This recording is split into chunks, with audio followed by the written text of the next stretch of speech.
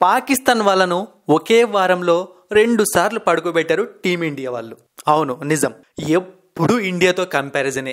ఏషియాలో number 1 cricket team మేమే అనడము, విరాట్ కోహ్లీ కన్నా Babur Azam perform బాగా చేస్తాడనడము, లేకుంటే జస్ప్రీత్ బుమ్రా కన్నా షాహీన్ అఫ్రిది ఫెంటాస్టిక్ బౌలర్ అనడము, ఇలాంటివి చెప్పుకొని బ్రతుకుతూ ఉంటారు. దీనికి మళ్ళీ వాళ్ళే కొన్ని కారణాలు కూడా వెతుక్కుంటారు.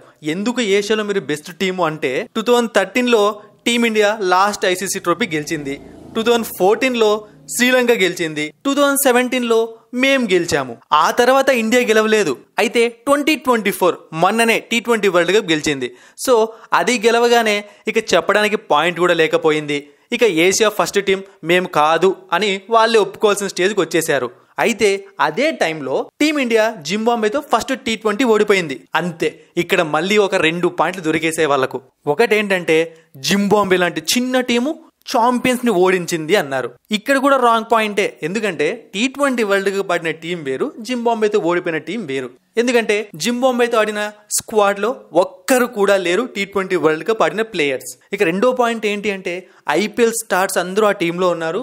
ఐపీఎల్ కన్నా మా పిఎస్ఎల్ఏ గొప్ప, ఐపీఎల్ లో టాలెంట్ ఏమీ ఉండదు, వేస్ట్ అన్నారు. కట్ చేస్తే ఒక్కరోజు గ్యాప్ లోనే Abhishek Sharma century, IPL star, Ruturaj Gaikwad super 77 knock, IPL star, Rinku Singh వీర విహారం, ఐపీఎల్ స్టార్.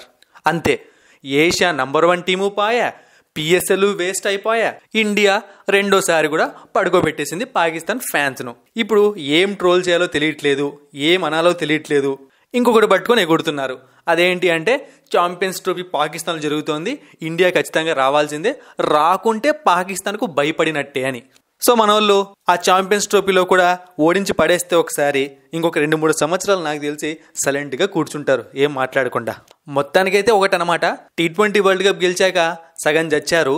జింబాబ్వేతో మన వాళ్ళు ఫస్ట్ T20 ఓడిపోయాక కొంచెం ఊపిరి పీల్చుకున్నారు, ఎస్ మేమే అని.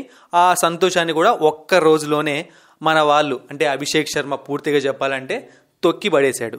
మరిన్ని ఇంట్రెస్టింగ్ వీడియోస్ కోసం సబ్స్క్రైబ్ చేయడం మర్చిపోకండి.